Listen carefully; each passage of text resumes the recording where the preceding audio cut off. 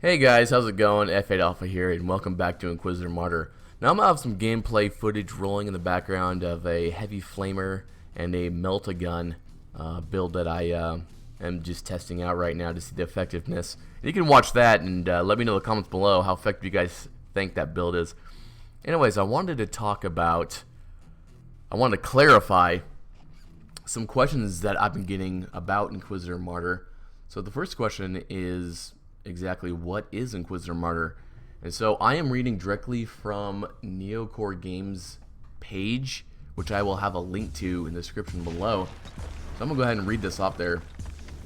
It says, it is an action RPG set in the Warhammer 40k universe. It is the next step in evolution of action RPGs, a game where you can develop your character for years in a huge, persistent open world sandbox and shape the outcome of major events.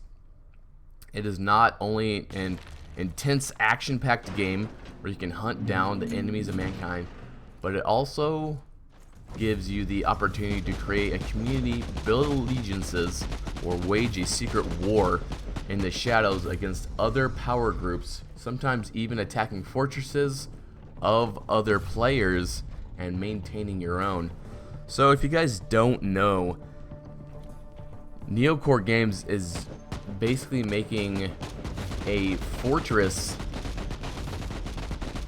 base in Inquisitor Martyr, and so you're gonna have to maintain it and upgrade it from what I understand. But what this means is that you can attack other players' base. But what this means is you'll be able to attack other players' fortresses, which is huge for this game. That'll add another direction, another intersection for this game to do something different with. Moving on from there, next question I get is, when is the game going to be released? Right now it's in the alpha stage. When is the actual game going to be released? And so once again, this is directly from the site. It says, we estimate the game to be complete in the third quarter of 2017, but a lot depends on the founding. So the founding is an opportunity for early adapters and our core audience to try the game early, and by doing so to help us refine the game before the final release. And in another video I covered the different price points and the different content associated with the founding and the roadmap. So make sure you have a look at that so you guys can have a better idea of what's included in the founding. So for those of you who do not know, right now in the alpha stage, Inquisitor Martyr is only available on the PC. However, when the full game is released, it will be available on PS4 and the Xbox One. Also, I'm gonna go ahead and give you guys the system requirements in the description so you can see the requirements and see if you meet those. In my opinion, Inquisitor Martyr is not a super demanding game. I think anybody with a decent modern system that's built in the last couple of years should be able to run Inquisitor Martyr no issues. But I'll go ahead and have that in there so you guys can take a look at that.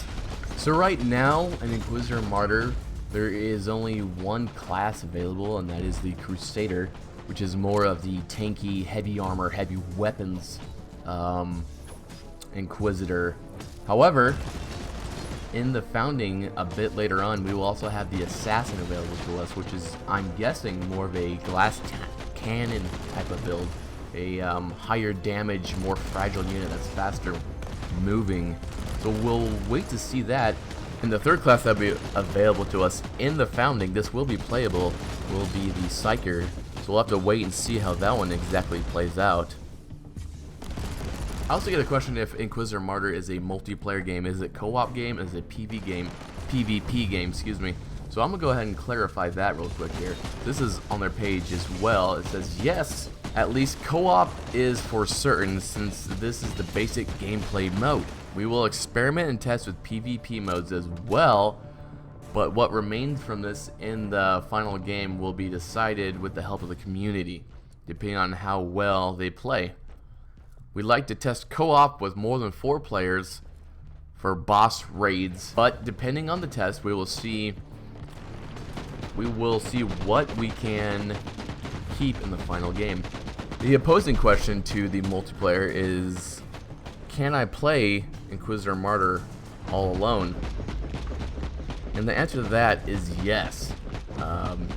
Yes, we designed the game to be an equally enjoyable experience in single player and co-op, and there won't be any restriction for any of the game modes, and they won't affect each other in a constraining way. We tried to balance the loot system so that it won't prefer any game mode and it will be beneficial in both.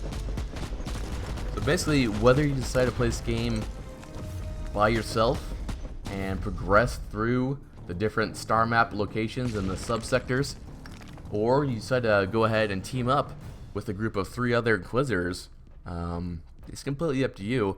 However, the loot system will not be beneficial to one side or the other. It will be equally beneficial. So that way, if they decide to go ahead and implement the PvP mode, you won't necessarily have an advantage for playing in a group and finding the gear and loot.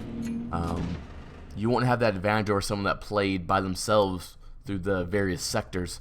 This will even the playing field and make the game more balanced, in my opinion, but we'll have to wait and see, as that is my speculation at this point. So some of the enemy types that you will encounter in the game. 2 main factions of Chaos will be our main enemies, the Horde and Demons of the Nurgle, as well as their followers, and the Chaos Legion of the Wordbearers, with Renegades helping them.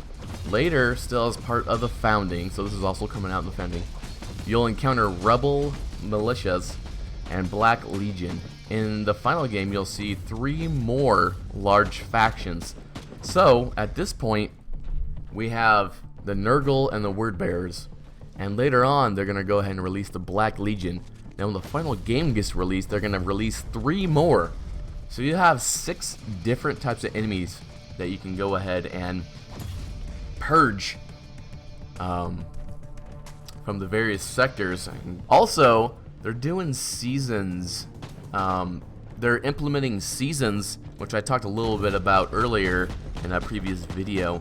And so basically, seasons will be aimed towards a specific goal or a specific event that you're working towards, and there'll be a somewhat long event, and so you'll have that time to complete that event and get some kind of special loot or special equipment that'll help out maybe your fortress or whatever they have in store for us. So I'm looking forward to seasons and seeing where that goes. And with that said, guys, that was a quick update, overview, and clarification on some of the issues that I've been hearing about in Inquisitor Martyr. So I am F8 Alpha, and I will catch you guys next time.